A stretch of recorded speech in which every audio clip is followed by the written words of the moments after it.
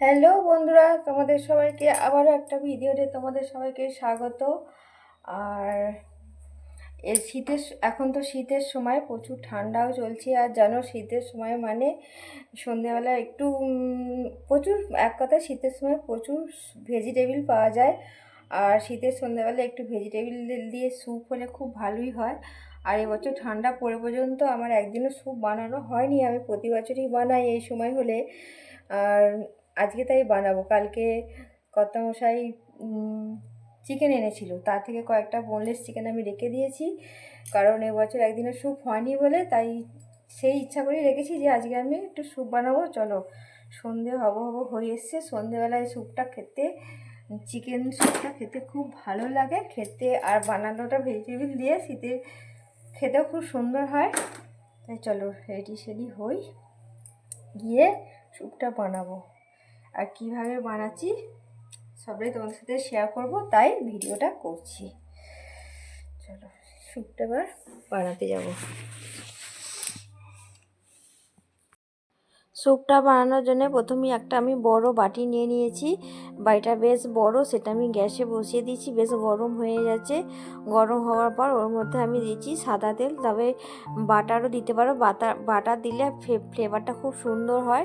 কিন্তু আমার কাছে বাটার বাড়িতে ছিল না তখন সেই মুহূর্তে, সেই জন্য আমি সাদা তেল দিয়ে করছি। সাদা তেল দিয়েও করতে পারো, বাটার দিলে বেশি টেস্ট হয়। যাই হোক, আমি সাদা তেল দিয়েই করছি। একটু এটা গরম হয়ে গেলে এর মধ্যে আমি চিকেন রেখে দেবো, চিকেনগুলো দেবো। তবে আমি মোট 4 পিস বোনলেস চিকেন দিয়েছিলাম।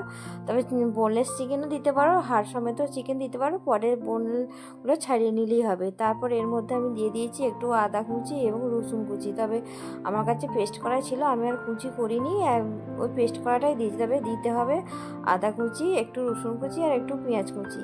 পেঁয়াজের সে ভিতরে যে অংশটা হয় সেইটা দিয়ে একটুখানি সামান্য নাড়াচাড়া করে একটু হালকা ব্রাউন মতো করে নিতে হবে। নিয়ে তারপর এর মধ্যে জল দিয়ে দিতে হবে। সামান্য নাড়াচাড়া করে আমি জল দিয়ে দিচ্ছি। তবে জলটা পরিমাণ মতো হলে, যতটা স্যুপের পরিমাণ হবে সেই অনুযায়ী দিতে হবে। তার থেকে অনেকটা, যতটা স্যুপ হবে তার ডবল জল দিতে হবে। জলটা মোটামুটি ফুটে ফুটে অনেকটা কমে আসবে, তখন স্যুপটা হবে। তাই দেখো, আমি একটুখানি কম, মোটামুটি 1 বাটি জল দিয়ে দিয়েছি। আর এর মধ্যে দিয়ে দিচ্ছি স্বাদ মতো নুন, আর দিয়ে দিচ্ছি গোলমরিচ গুঁড়ো। গোলমরিচ গুঁড়োটাও যে যতটা ঝাল খাবে তার উপর নির্ভর করে গোলমরিচ গুঁড়োটা দেবে। দেখো, আমার প্রায় অনেকক্ষণ হয়েছে, 10-15 মিনিট হয়ে গেছে। চিকেনগুলো মোটামুটি সেদ্ধ হয়েই গেছে। জলটা ফুটে ফুটে কতটা কমেও গেছে। এর মধ্যে আমি দিয়ে দিচ্ছি সমস্ত রকমের ভেজিটেবিল, ক্যাপসিকাম, গাজর, তারপর ওই যে পেঁয়াজ গাছ, কাঁচা পেঁয়াজ গাছ, যা যা ভেজিটেবল আমার বাড়িতে ছিল মোটামুটি সব রকমই, বেবিকর্নও দিতে পারো, যা যা তোমাদের মনে হবে ভেজিটেবল সবই দিতে পারো। সেগুলো আমি ওর মধ্যে দিয়ে দিলাম। আর একটুখানি সিদ্ধ হবে, ওটা হোক, তার আগে আমি একটুখানি বানিয়ে নিচ্ছি। এখানে 1 চামচ মতো কর্নফ্লাওয়ার নিয়ে নিয়েছি। নিয়ে ওটাকে জল দিয়ে একটু গুলে নিচ্ছি। এটা কর্নফ্লাওয়ারটা দিলে যে দোকানের যে স্যুপের মধ্যে একটা থিকনেস ভাব আসে, তবে এইটা আসবে, না হলে একদম পাতলা ঝোলের মধ্যে হবে। এই কর্নফ্লাওয়ারটা না দিলে দোকানের মধ্যে, ঠিক রেস্টুরেন্টের মতো হবে না। দেখো, আমার চিকেনগুলো পুরো সিদ্ধ হয়ে গেছে, ভেজিটেবলগুলো সিদ্ধ হয়ে গেছে। তবে চিকেনটা তুলে নিয়ে পরেও ভেজিটেবলটা সিদ্ধ করা যেত, আমি একসাথেই করি। কারণ চিকেনটাও সিদ্ধ হয়ে গেল, ভেজিটেবলটাও সিদ্ধ হয়ে গেল, একসাথেই হয়ে গেল। চিকেনটাই বেছে বেছে বা তুলে নিচ্ছি, নিয়ে একটুখানি ঠান্ডা করে নিয়ে তারপর সেগুলোকে ভালো করে হাতে করে ছাড়িয়ে নিয়ে আবার ওর মধ্যে দিয়ে দেবো। মোট 4 পিস চিকেন আমি রেখেছিলাম। দেখো, 4 পিস বোনলেস চিকেন আমি তুলে নিয়েছি। খুন্তি করে কাটছি। দেখো পুরো কত সুন্দর সেদ্ধ হয়েছে। চিকেন তো বেশিক্ষণ লাগে না সিদ্ধ হতে। আর প্রেশার কুকারেও কিন্তু সিদ্ধ করতে পারো। তবে প্রেশার কুকারে না করলেও এমন কিছু, বা প্রেশার কুকার ছাড়াও এমন কিছু দেরি হয় না। আমি এমনিই তো করলাম প্রেশার কুকার ছাড়াই। দেখো কত সুন্দর সিদ্ধ হয়েছে। আমি হাতে করেই ছাড়িয়ে নিচ্ছি, একটু গরম গরম আছে, তবে চামচ করেও ছাড়িয়ে নিতে পারো। যাই হোক, আমি হাতে করে ভালোভাবে মাংসটাকে পুরো ছাড়িয়ে নিয়েছি। নিয়ে আবার বাটিটার মধ্যে আমি সব দিয়ে দিচ্ছি। দিয়ে আরেকবার ভালো করে নাড়াচাড়া করে নিচ্ছি। নিয়ে এবার মোটামুটি আমার শেষ মাথায় হয়ে এসেছে। যে আমি কর্নফ্লাওয়ারটা গুলে রেখেছিলাম ওই স্যুপের মধ্যে এবার দিয়ে দেবো।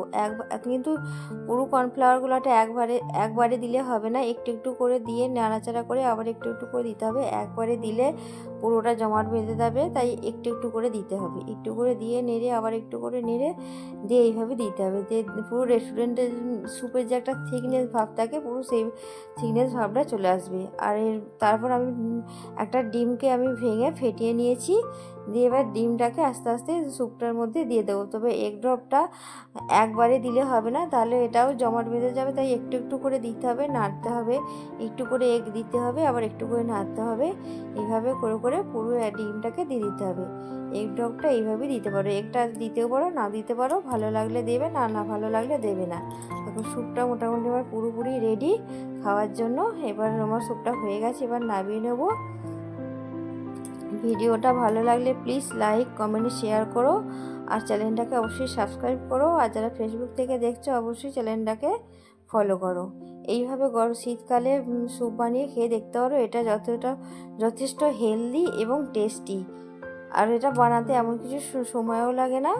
আর এটা দেখ কত সুন্দর হয়েছে। এবারে আমার আর একটুখানি বাকি আছে দিতে, পুরোটাই দিয়ে দেবো, দিয়ে একটুখানি ফুটিয়েই নামিয়ে দেবো। আমার স্যুপটা পুরোপুরি রেডি। এইভাবে স্যুপ বানিয়ে খেয়ে দেখতে পারো, এটা কিন্তু খেতে খুব সুন্দর হয়। আর ঝালটা মোটামুটি নিজেদের টেস্ট মতো দিতে পারো, নুনটা একটু টেস্ট করে নেবে।